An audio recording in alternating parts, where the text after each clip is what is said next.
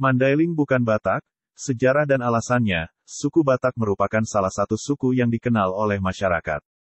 Suku Batak terdiri atas 6 jenis, yaitu Batak Toba yang bertempat tinggal di sekitar Danau Toba, Batak Baro yang bertempat tinggal di sekitar Kabanjahe atau sering disebut dengan Tanah Karo, Batak Mandailing yang bertempat tinggal di sekitar Tapanuli Selatan, Batak Angkola yang bertempat tinggal di sekitar Angkola, Batak Papa yang bertempat tinggal di sekitar Sidikalang dan Batak Simalungun yang bertempat tinggal di daerah Simalungun atau Pematang Siantar.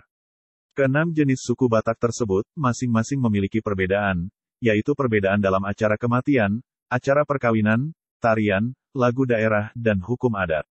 Namun terdapat konflik sosio-historis tentang konstruksi identitas Batak pada etnis Mandailing dan Angkola. Kelompok etnis Mandailing menolak label Batak, sementara kelompok etnis Angkola menegaskan identitas tersebut. Dampak dari pelebelan tersebut merembes dan mengarah pada pembelahan okupasi dan paguyuban etnik. Promosi-promosi identitas baru pasca pertikaian itu dilakukan melalui surat kabar yang dimiliki keduanya, saling lempar wacana berupa pendiskreditan dan penonjolan identitas masing-masing. Sementara itu, Damanik menyebutkan, secara historis asal mula dan konstruksi label Batak muncul pertama kali di literatur sejak abad 14 dari tulisan Tome Pires Peret, 2010, Reid, 2009, wilayah dan masyarakat yang dilabeli Batak cenderung bergeser-geser. Pada 1515 terletak di pantai timur dan 1539 terletak di pantai barat Sumatera Utara, Reid, 2009, sejak 1883 melebar. Terletak dari pantai barat hingga Labuhan Batu kemudian pada 1925 terkonsentrasi di utara Danau Toba, Peret, 2010. Menurutnya, sumber pertikaian pada etnik Mandailing dan Angkola di Medan sejak 1906 adalah pembentukan Karasidenan Tapanuli. Selanjutnya label Batak semakin mengkristal karena dikukuhkan oleh pemerintah kolonial Belanda.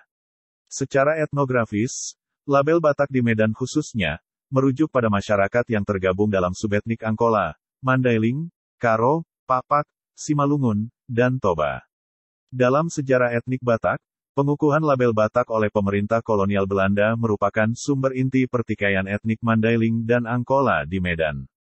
Pertikaian tersebut terus berlanjut terkait dengan masalah pendirian Batak's Institute di Leiden, 1908, sengketa di Syarikat Tapanuli, 1920, sengketa pekuburan Sei Mati, 1922, dan pendirian Batakrat, 1939. Walaupun pertikaian sempat mereda, pada awal keduanya migrasi ke Medan pada 1880-an, tetapi sejak awal abad XX. Dalam jurnal ilmiah, Batak dan bukan Batak, paradigma sosio-historis tentang konstruksi identitas etnik di kota Medan, tahun 1906 sampai tahun 1939, ditemukan, terdapat kelompok pro-Batak menyebut label itu sudah ada sejak dahulu yang berasal dari leluhur 6 sub-etnik Batak. Sementara kelompok kontra, menyebut label Batak sama sekali tidak berasal dari leluhur, ahistoris, peyoratif, dan sengaja ditempelkan pada masyarakat yang belum beragama Samawi. Ini alasan Mandailing bukan Batak. Untuk etnik Mandailing, lebih memilih identitas sebagai Mandailing saja, dan menyingkirkan label Batak bukanlah hal baru khususnya bagi perantau. Penyingkiran identitas yang dilakukan etnik Mandailing terhadap label Batak terkait erat dengan posisi politis dan ekonominya yang dicapai lewat pendidikan. Pada saat munculnya kesadaran melalui proses pendidikan yang terlihat dari keberhasilan ekonomi dan politiknya, terdapat upaya meredefinisi identitas etniknya. Redefinisi itu dilakukan guna menegaskan perbedaan-perbedaan walaupun tidak signifikan, tetapi terus diproduksi. Situasi ini dapat terwujud apabila kelompok etnik merasakan kemapanan hidup. Kenyataan sebaliknya pada etnik Angkola, meskipun pada taraf tertentu sudah merasakan kemapanan hidup, terjadi proses akomodasi terhadap identitas lama.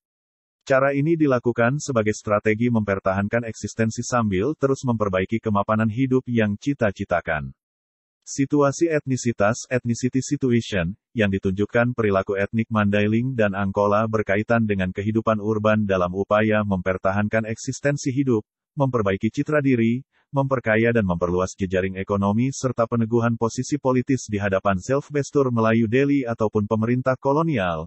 Hanya saja, posisi ekonomi etnik Mandailing lebih kuat dibanding etnik Angkola sehingga menyebabkan mereka lebih mudah diterima. Sementara itu, Mobilitas etnik Angkola menimbulkan kekhawatiran bagi etnik Mandailing dan Self-Bestur Melayu Deli, sehingga keduanya bersekongkol menendang etnik Angkola di panggung politis dan ekonomi di Medan.